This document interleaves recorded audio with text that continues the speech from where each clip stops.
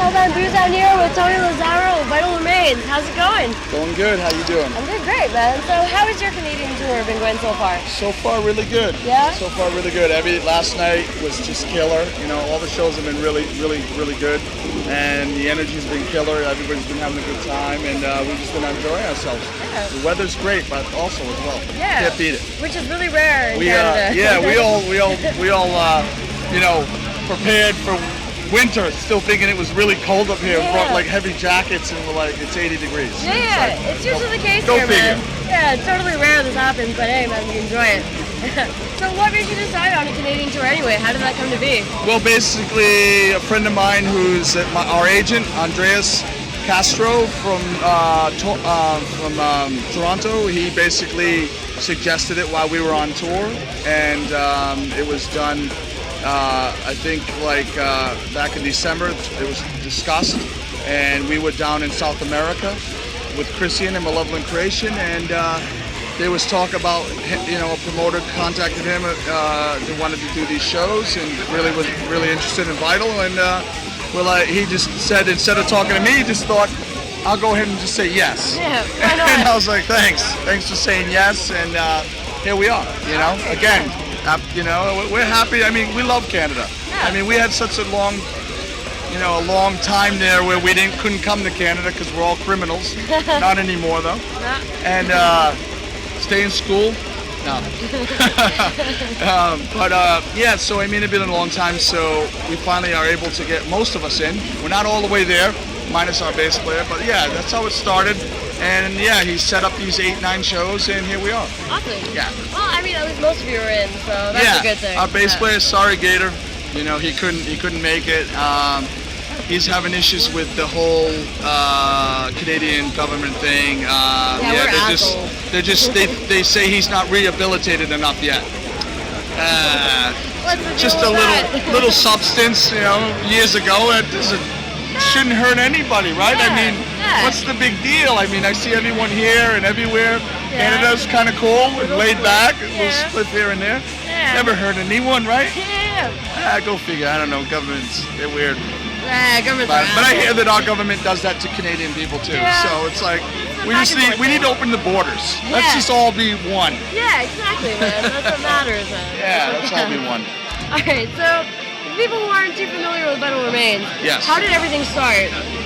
Well, it started 24 years ago, and I'm one of the founding members, and it started in Providence, Rhode Island, and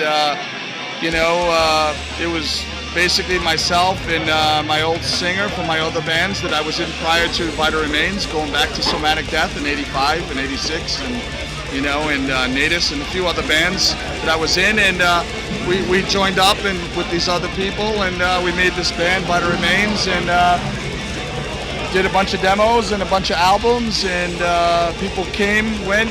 Some people, left early. Some people stuck around for a couple albums, and I stayed in the whole time. So I'm proud to say I've been here since the beginning, 24 years. Yep. And I still love my band and my music just from the beginning, like when I was younger, and so yeah, it's proud to still be doing it and still be part of this whole underground extreme metal thing that I call my life. Yeah. Well, I mean, don't you feel like any pressure sometimes being the only long-standing member? Well, yeah, I'm the last of the Mohicans, but I'm also the guy who's like the engine. Like every band has a guy that's like the go-getter, the guy that pushes everybody when they're down, when they're like whatever, going through shit. And I've always been that guy. I've always been the creative guy, the engine, the force behind the band. And I'm lucky because that's probably what kept it alive, you know what I mean? Because everyone else quit. So, it's just like, it's what's inspired me is the fact that the fans have always been there supporting me, you know what I mean? Through it all. Yeah. So they've always, when I've been down and thinking of, wow, man, somebody came, somebody left. You lose a musician, I've always had fans that go, keep doing what you're doing. Don't give up. We love what you're doing. And it's like, that's the fuel. So when I have those days, all I have to do is go to a show or and somebody sees me and they'll say, hey man, keep doing it. And it just keeps driving me to to just never quit, never give up, and that's all I can say. And I'm not a quitter. Yeah. I'm a guy I love my music. Yeah. I love death metal. I love the underground. I'm proud to be part of it. Fuck yeah, So, man. that's how it should be. Yeah, hail Satan. Yeah, sure, why not? But I mean, going back to the beginning, where you come from, because you come from Rhode Island. I come from, well, actually, believe it or not, where I come from, Rhode Island, Providence, is a really dark place. It's the home of H.P. Lovecraft. I don't know if a lot of people in Canada know that, but H.P. Lovecraft was from Providence, Necronomicon. He wrote all those, so many horror stories, and he's, there are a lot of dark things that have happened in New England, as you know, with the Salem witch trials and the whole witchcraft and dark stuff, and it's just a really cool place that, like, where everything started. Where things that came from Europe came to those shores, and so as much as people think Rhode Island is such the smallest state in the union, I laugh, but I'm like, yeah, but that's also kind of where things started, and kind of where, like, the church and religion and superstitions, changed, and everything, and people started thinking for themselves and broke away from the church and from England and stuff like that. So it's something that, like, I often go to H.P. Lovecraft's grave for inspiration, because I know that, I get that same feeling. Like, sometimes I feel like I'm a loner, and he was a loner, and that inspiration you get from just going to cemeteries or different places there influence how I write in my music. Right. So it's like, it's a good thing. I mean, as much as it's a small little state, I feel it's definitely a dark place, and a place that I'm proud that I come from there. It really has influenced me in a lot of ways. Yeah. So I mean, you're talking about how there was, like, always kind of like a dark setting over that city. So I mean, was the metal scene, is it different from how it was before when you first started? What's the difference? Yeah, when we first started, believe it or not, it was still glam metal, and rock was still, like, still huge, and actually we couldn't even get shows.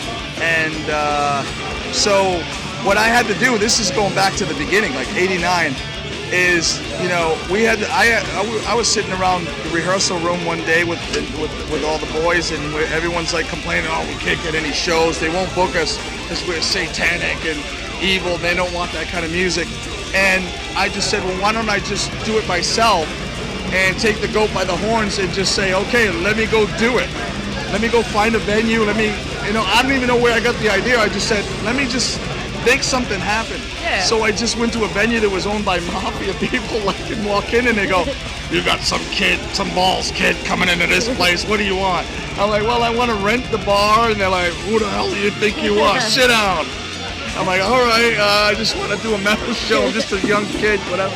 And so I did. I rented this club out from these mob guys for like $500, and I booked Morbid Angel from Altars. I had them come up from down south from Florida, and that was the first show we did in Providence in 1989. And Vital Remains opening up, and it's one of my proudest things I've ever, In this mafia-owned venue that I had to beg the brothers, these brothers, they were like a whole gang, for not beating people up, and I'm like, please, just, I'll handle it if there's any fights, and there was some fights, and it was crazy, but it was successful. Like, a lot of people came. It was like, 600-700 people, 800 people, and I'm like, this is the first show that we've ever done, like that, where I played promoter and maid and like judge, jury, and everything. I was everything, and I had to like run around and calm everybody down and take care of the bands, and that's how we started. But that's how it was back then. You couldn't get shows. Like, they didn't want this kind of music. And I've watched it over the years get bigger and bigger and bigger. And I'm proud of that, As much as it's underground, it's had its moments where now it's recognized, where everyone knows at least what it is. Yeah. It isn't like a real, like it was back then, where it was real underground and tape trading, and everybody was sending things to Norway or to Sweden and different bands and talking to Entombed and all these different bands out there, you know what I mean? And Euronymous, and our old singer would write to everybody. He would correspond with everyone. And it was the way it was back then. That's how you heard other bands. You'd be like, well, I got a cassette in. oh, Vader, oh, from Poland, that band's brutal. And, you know, Morbid Angel was still getting new with their album, obviously with Altars, and even before that with the demo stuff. And first album, Abominations, and it's like, so there was a lot of, it was like something new, and it was so like invigorating, and like we were so proud, like we figured this was ours, and we were so happy to just support each other, and all the bands were like supportive of one another, and it was just a great time. And then I watched it through the 90s kind of dwindle and go more underground and more like it, and then it surfaced again. Yeah. And now it seems like it's coming back with vengeance. It's really like popular again, and it's getting more popular, and it's really cool. I look at it like it's like, you know, like it's been like waves. You know what I mean? Like now, you know, it's had its tsunami, and then it's come down, and now the waves are getting bigger again, where it's like it's getting bigger, and I think it's great. I'm really proud that. And I'm also proud that all the bands that have, old school bands, have stuck to their guns and never kind of waved from what they truly are. You know, they've kept the integrity. And that's what I'm all about, integrity. You know what I mean? Keeping it real, keeping the band true, not selling out just because it's trendy. Don't follow trends. Be yourself, and people will respect it, because you can't buy that shit. Nah, man, that's for what sure. metal's about too, man. You gotta earn it. Yeah, you know? Exactly. So.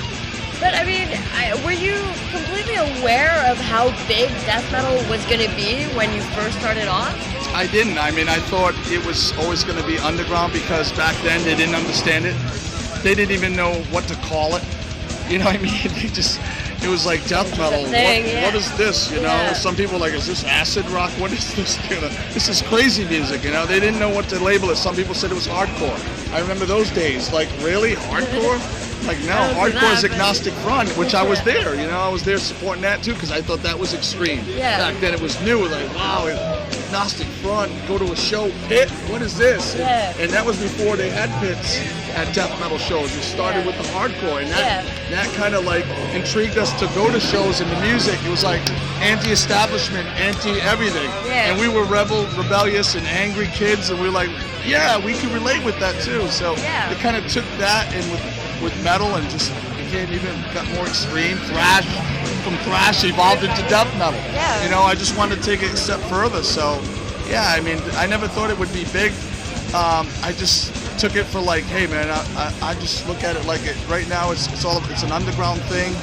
I don't ever see this being mainstream, because if it was, I think it'd be the end of the world if they were playing like Blood Remains, like on normal radio, you know, stations and everything. That's when you know something's fucked up. Yeah, something's fucked up at that point. It's like, whatever, man. Then just grab a gun, you know, because the zombies are coming. Yeah, pretty much. The apocalyptic time, war is coming, you know, and so I mean, but yeah, no, I never thought. I mean, you know, it was gonna get this big. And I'm proud of it though. It's really cool. For sure, man. It's good to have this solidifying. It's definitely rewarding and fulfilling to know that everyone's hard work is kind of like paying off in a way with just acknowledgement and accolades from people, and everyone just saying, man, we love what you do. That's all it's all about, really.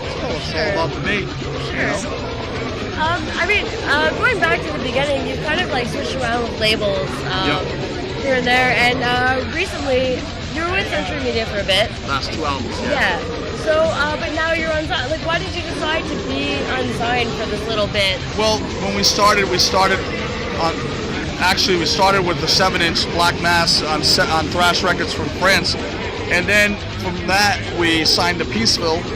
And we put out a couple albums with Peaceful, Let Us Pray, and Into Cold Darkness. And it just seemed like, you know, it was always like a 2-album deal or something. Or it only turned out to be like 2 albums, and then we wouldn't be happy, or we would try to find a new home. And it was always European labels, and it seems like, you know, that we signed with, because they seem to know, you know, what this music is about. You know, they just really, they know what's up, and they've been into it. You know, for forever. You know, it's not like they've waved from it and come back to it. They've always been. If they were into something, they were into something. They will continue to be into something. Where in the U.S. it's been like almost like trendy sometimes. People follow these different paths and different trends, and they lose sight of what the bands are all about, and they don't know how to kind of like market them and just like, you know, work with them. So So we started with European labels, and like I said, it was always 2 albums, and I never really wanted to sign my life away. I mean, there was one time where I did get an offer from a label I won't mention. They'd offered me like a 5-album deal. I'm like, that's my whole life. I don't 5 albums. I was like, I couldn't even imagine 5 albums, you know. And so it just turned out to be that way. That we just we signed 2-album deals, and I started learning really fast from my street smarts. Like, hey, you don't want to sign your life away. You know, like why not just sign a couple albums and see how it goes? Kind of test the waters. If you're happy, you stay. If you're not happy, you bounce and you go find another label. And that's kind of what it is. We signed for 2 albums with Century Media. They wanted to re-sign us. They made an offer. We didn't really like the offer so much, and we decided, you know what, let's look into something else. And I'm in talks with another label that's more independent, and we've been told we'll be priority with that label, and at some point I'll be announcing that. But yeah, we're looking forward to that, and you know, and just continuing on. Yeah. That's all you can do. All right, cool. So up until about 2009, you were with Glenn Benton of Design. Yes. Which, how did that come to be, and like what happened? Well, basically, I knew Glenn. I've known Glenn for like since like 90, 91 or something like that, and we just knew each other over the years. We did some tours together. I roadied for them. There was a thing where for a while I roadied for Deicide, and basically, while on tour, Dave and I were doing pre-production for Dechristianize. We had some songs that we recorded, and nothing like, you know, as far as production wasn't the greatest, but it was like, it give you an idea of what we're up to and what we're writing. And while I was on tour with him, he asked me to listen to it one night while we were driving together, and he really liked what he heard. And a lot of people don't know this, but we actually asked Glenn to sing on our second album back in '94, Into Cold Darkness. So it's not the first time we approached him to maybe do guest vocals. So as I let him listen to it, I said, you know, yeah, you still owe me one. You never, you know, from back in '94, you never came to the studio, Morris Sound, and did your, you know, that guest track that I asked you to do. In like 10 years later. Yeah. So he's just like, oh, well, you know, I had this going on and that going on. I was busy, blah, blah, blah, blah, blah. And I go, okay, yeah, but I think you owe me one, you know, So he kind of laughed and shrugged it off. So I said, okay, well, maybe on this new stuff, maybe you would help us out, do a guest vocal. It'd be great, you know. Yeah. He said, I'll think about it, and that was it. Well, halfway through the tour, Deicide tour, he starts listening to it more, and he really liked it. And he was like, hey, come here. He was listening to it in the PA in the venue, and I never forget, like the people, like some of the fans started going over towards him like he was a magnet, and they were all going towards, like, why has Glenn got his ear to a PA? He actually played it in the PA system. Yeah. He really wanted to hear it loud, you know? Yeah. And he's over there by the PA and he's listening, and everybody's like, hey man, like, you know, you can hear him whispering. Like, who's he? What is he listening to? What music is this? You know? Yeah. And he's smiling like a demon, and we're like, whoa, he's like the devil. He's smiling, you know, he looked like a madman. And he comes over and he goes like this. He gives the thumbs up and he goes, I tell you what. He goes, and again, I was just asking him to do guest vocals, maybe a small chorus part, and he goes, I tell you what, I'll do the whole fucking album. And I go, what did you say? And I just like was blown away, like, are you kidding me? Oh my God, that's killer, man.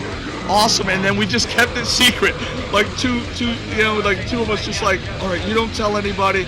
And he's like, you don't tell anybody. I won't tell my band until we're ready to tell them.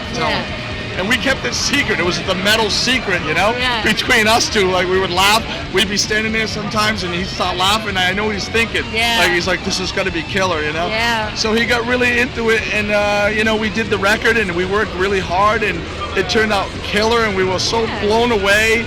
And then the shitstorm happened with Deicide, where he played it for his band, and then the Hoffmans got very angry and kind of started, you know, very, very upset, some shit with the band, internal problems, and anyway, but like, you know, Glenn was already in a place where he wasn't happy too, you know, and he was going through a lot, so it wasn't like Vital making a record with us, him working with us, really was the problem. The problem had already started years ago with them, you know, they had some issues, and Glenn wasn't happy, so Glenn's a grown man. He can make these decisions. You know, if he wants to work with somebody, or you know, like a friend, he was trying to help me out. You know, it just ended up turning out that, you know, he had played it for the band and they got upset because he was like, he said some things after when he played it, like, and that set him off. You know, but it actually made them come back with a great record as well, and he was happy for that too. But it just,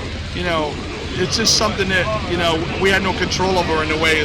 Once it was once it was like decided we were going to do it, it was like, that's it, it's on. You know what I mean? And we're proud. I mean, that's one of the albums that, if anything, like I've said, it's my Hell Awaits, man. It's my record that I'm most proud of and that I love playing every night. And you'll see tonight how much I pour my heart, soul into that song, and it's like, you know, I'm proud of it, and I'll always be proud of, even if my career ended today. That's one album that I know how hard we worked, and I know that it took me a year to write that record, and no one can take that from me. I know what I put in, and we all know what we put in to make that record, and I think the fans really appreciate that, and they know these guys put a lot into it, and I think in a way it set some bars. You know, it really showed like, hey, everyone has to step up, and we have to step up just like there's other bands set the bar, and then everybody else has to go, okay, time to set them, you know, to really buckle down and work hard.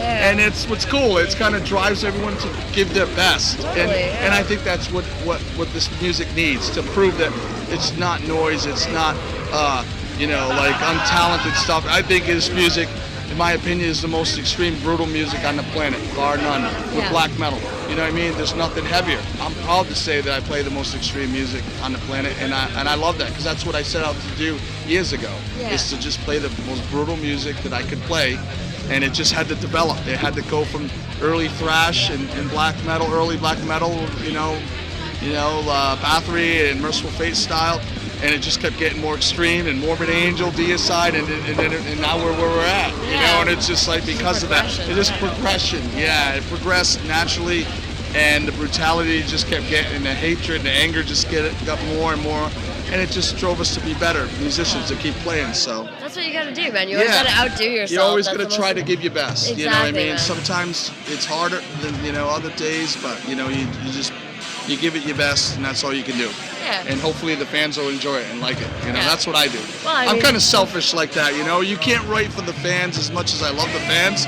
You kind of have to write for yourself first. Of course, you know what I mean? Because then if you write for others, then you kind of it's like it's not real. It's forged. It's kind of like, thank you very much. Cheers. Oh, it is almost like a form of selling out. And it's mechanical, and it's just, there's no feeling to that, and then you know that you're not being true to yourself. And I think you have to be true to yourself if you're going to stay in this and do this for the long term, and like I have done. You know, I'm a 20 to lifer, the way I look at it. 24 years this band, my life, and I'm going to do it till I die. You know what I mean? I love this music that much, and or until I can't play it anymore. But I look at it like a lifer, like I committed my life to my music. And the fans know that, and the fans know that I always give my best, you know? And I'm always going to be true and really write from here, and the best that I can write. And that's all that matters, you know what I mean? I'm never going to sell out, you know what I mean? I'm a lifer, part of the underground death metal scene, and that's what I'm proud of. Good, man. Oh, yeah. Good, and you should be. Oh, yeah. You really should be. Oh, yeah. Glenn Benton that I mentioned, there's also Dave Suzuki, who was also related to Deicide, and he was with the band from like 97 until 2009. And how did he enter the band, and what happened with him exactly? Because he kind of just dropped off. Well, Dave came in 90, actually came in 95. Okay. And we were auditioning drummers, and an old friend of ours had a demo from his band. It was produced by Mitch Harris from Napalm Death, and he wouldn't let me listen to it. I'd ask him many times, like over and over again, let me listen to that demo from that one drummer that's interested, and he was like, no. And I'm like, why? What's your problem? And he just wouldn't let me listen to it. So one day he lets me listen to it, and I'm like, wow, it's really good. He goes, oh, but he's not blasting. And I'm like, no, he may not be blasting through all the songs, but I could tell he was really good at drumming. He was tight. And so we got in touch with him. He drove all the way. He flew out. he auditioned and played like every song like perfectly. I was like, my jaw dropped, like, oh my God, this guy just played like first 2 albums like flawlessly, you know? And I'm like, you're in, you know, if you want this job. And he's like, I really want this job. I seen you guys back in '93 with Autopsy in Vegas, and I was blown away by you guys. And I go, all right, cool. And he went all the way back to Vegas, drove his car all the way back to Rhode Island, cross country. When he finally made it over the Rhode Island line, it blew up. It just completely shit the bed. So it was like literally towed. It was like blown engine.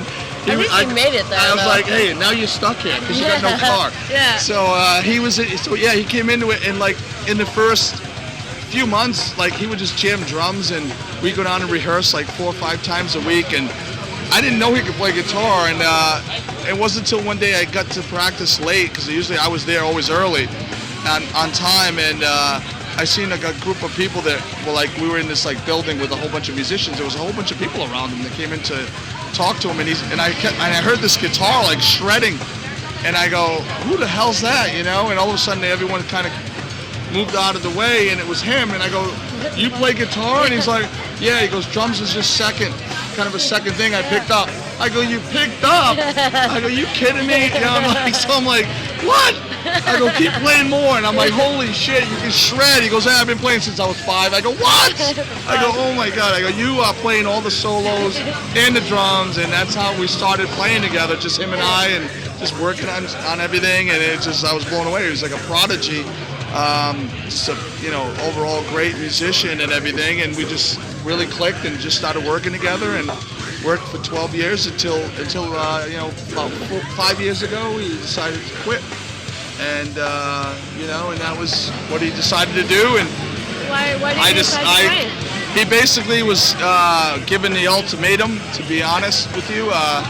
His girlfriend basically said, you know, it's either her or the band, and he chose her, I guess, and you know what I mean, and that was that. And we were like, and I was like, okay, well, I got to keep continuing because this is what I do. I was here, I put out records before him, and I put out records after him. I'm going to continue going, and you know, and that was that. You know, there was nothing. I mean, I tried to communicate with him a little bit, and he would always, you know, not really respond, or we had mutual friends that ended up like, you know, basically, you know, trying to bring us together to have like some sort of, you know, meeting and discussion about things, and it didn't work out. And so I'm like, okay, it's not meant to continue. We did, you know, 4 great albums together, 12 years together, a lot of good times touring.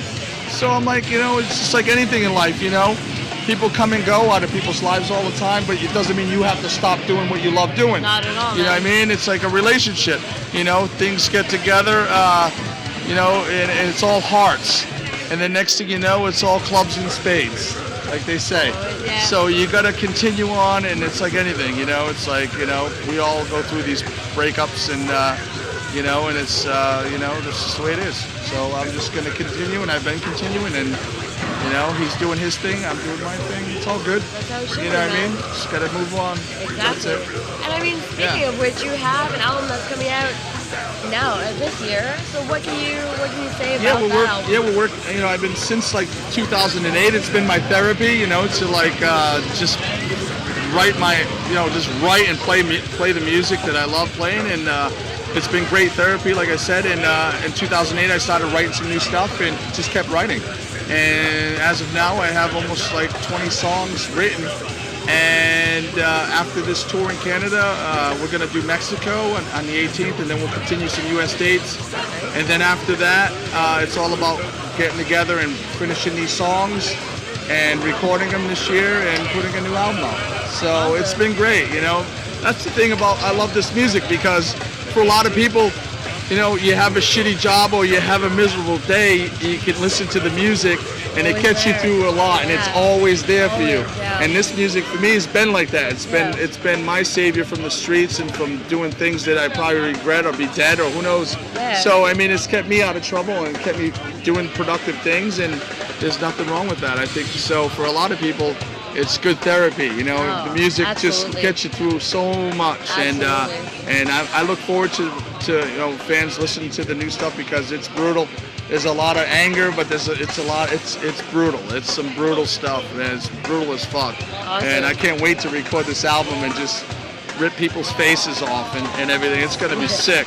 So Awesome. I can't wait. So, I mean, other than the album, what's next for Tony Lazaro and Vital Remains? Besides the new record, Yeah. well, we got more touring. Always trying to stay busy. We got a tour that's by the time this gets out, probably might be confirmed. But I mean, we got a tour coming out in a U.S. tour, possibly even Canada. In September. I know that the U.S. is definitely going to happen. We confirmed with that a couple weeks ago with Vital Remains and Vader and Sacrificial Slaughter and one other band. And I'm hoping it comes to Canada. It'd be great.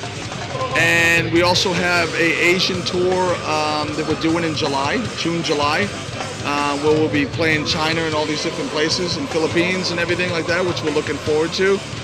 And then we have a winter tour in Europe that we're looking to do, perhaps Erotic Christ or Nile. We don't know yet, but we're working on that as well. So we're really just trying to stay busy, just always keeping busy and always doing what we love doing. All right, great. So I just have a few quick questions. Sure. Random ass questions, not related to metal. It won't be too long. All right, so first question: best place to fuck. Best place to fuck. To fuck, yeah. Okay. Hopefully on the bed. Hopefully. If not, there's always the floor, or if you really want to get dark and intimate, there's always the cemetery. That's next always to H.P. Lovecraft. next to H.P. Lovecraft. I can't say that I haven't been there. Wink, wink. A couple times experienced that in my day. Knew the caretaker, slip him a bottle of whiskey. He'd let me out when the sun came up, so I could crawl back into my cave. There's some things right there, I guess. Wherever you want, I say, wherever you want. Be adventurous. Be The world's our playground, right? That's right. The world is your playground. Yeah. Okay. Do what thou wilt. Like Crowley said it best. Favorite genre outside of metal? Favorite genre outside of metal? Oh, I listen to a lot. I mean, as a musician, I'm sure a lot of musicians would relate that. They listen. They might not admit it in press or on camera, but I mean, I'm sure there's a lot of musicians that play death metal and black metal listen to a variety of genres of music. I think you have to, in a way. I listen to a lot of different music. I mean, from the classic rock, hard rock, metal. I've been going back. I have like more of an appreciation now that I'm older with older bands that maybe I may have overlooked a lot. And then I went back and started listening to Deep Purple and Zeppelin and like old stuff. And Sabbath again, and just classic stuff that UFO, like different things that like I'm like, why am I listening to this? And I'm like, there's a reason. I'm trying to really appreciate some of the elements, like some of the stuff Zeppelin did, the dark stuff, the occult stuff that, that they were into, and and just, it might have not had as much distortion, but it was dark. There was some of that music was really, really dark, and it helped me with icons, believe it or not. So I listen to stuff like that, like old stuff. I listen to like classic metal, of course, Ozzy, the Jakey Lee stuff, Randy Rhoads stuff, of course. And just a lot of death metal. I mean, whatever comes out from bands there's so many bands that I'll listen to and check out when they put something out or go by. Behemoth, like all the classic brutal bands, Cannibal Corpse, Christian, anything that's just really brutal, hate, like stuff from Poland I really like, Vader. Like a lot of stuff that just really inspires me, that I really think is just such brutal and talented music and extreme. So there's like a big genre, it's a big like spectrum of music. It could be classical.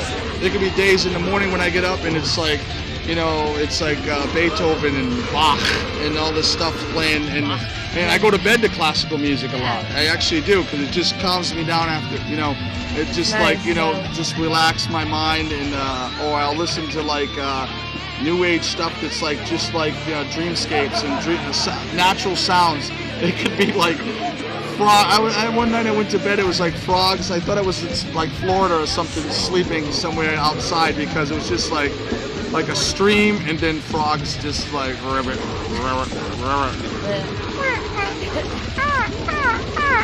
All these sounds and shit. Sorry, everybody's looking at me thinking I'm crazy. But it was just like crazy, and I fell asleep. I loved it. So I mean, I listen to a lot of stuff, a lot of music.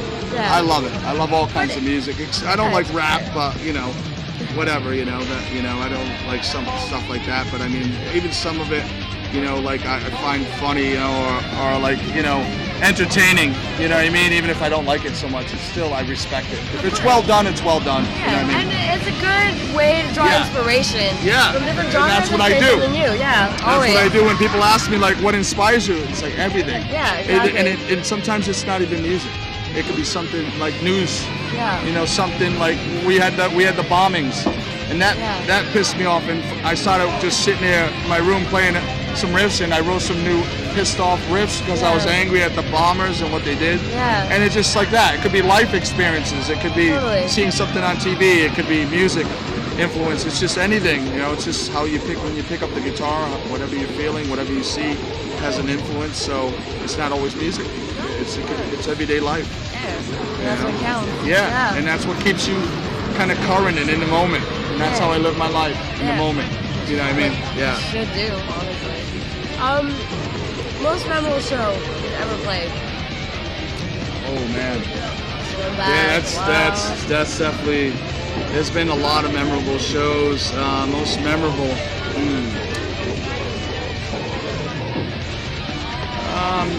I mean, we just played in Brazil with Christian and Malevolent Creation this past December. And I used to dream about, just like I dreamt about one day going to Europe. And the first time I went over to Europe was memorable. Like just playing all over Europe. And to think that one day we would get over there. And finally in '97 we toured all of Europe, and we're just blown away like, wow, this is amazing. I've waited my whole life to get over here and play. So all those tours were like in the early tour, '97 with Vader and Malevolent Creation was just amazing. And then again doing these shows this past December with Christian and Malevolent, it just brought back those memories, like why I love the music. It's like when you get to tour with friends that are in other bands that you're like friendly with, that you're friends with, and you've known for so many years. There's nothing like it. It's just like a party every night, and just so much fun in it. And there's no ego. There's just everyone's just like brothers, just all playing the music that we all love and giving it to the fans so hard that they just up dead after the show. And I'd have to say that playing down in Brazil, because I used to again think about one day I'll make it to Brazil, and I always wanted to go to Brazil and play, and to have the reception that we did was amazing. Awesome. You know what I mean? I mean, there's so many. I could say so many some other ones, but those are the ones I really felt so proud and just great to play. And I mean, Mexico.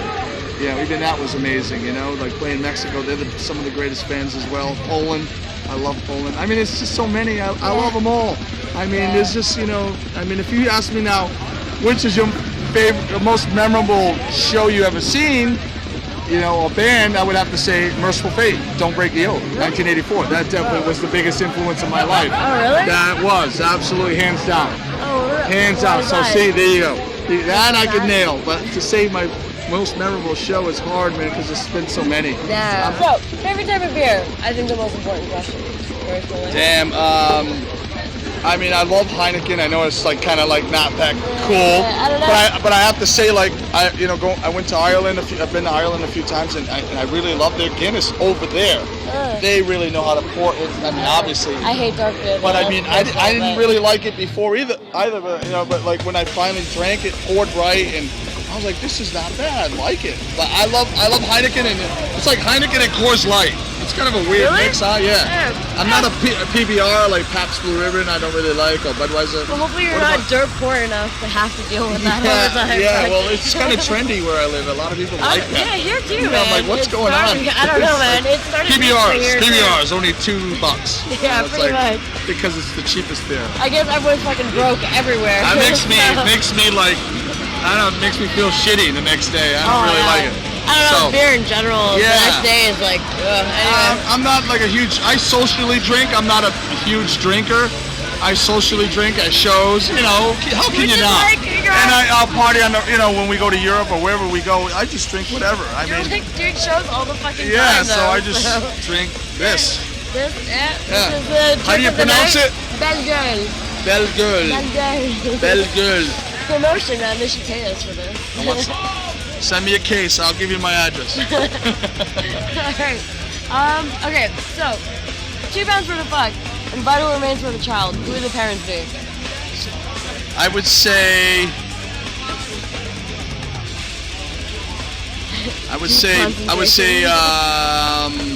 Morbid Angel Deicide. Yeah? Oh, shit. Yeah. I would say that. I mean, there's definitely a big influence from, like I said earlier, Merciful Fate, you know, in the early bands. But for brutal death metal, I think, and like Altars and, you know, like what Morbid Angels brought to the table, you know, in the early days, and Deicide is what really made me even want to play more extreme and just like, so I'd have to say those 2 bands had the biggest influence on me as far as just brutal death metal that, you know, that Vital Remains just, you know, but along with others, you know what I mean? But they were the 2 big influences, for sure, yeah. All right. So we'll have a mom, a pop, maybe a step uncle, maybe a cousin, you know, Uncle King Diamond. Inbreeding all over the place, man. But those 2, I guess, had the biggest influence on me as far as brutal death metal and Vital Remains, and what I love playing, the style, you know, and everything. Yeah. So, yeah. All right, and so, any last words? I just want to thank all the fans, Canada, Montreal. Thank you for the interview. You know, we're honored to be here, and we thank you all for the support, and hope that you continue to support us, and we'll keep coming back. Thanks so much. Hails.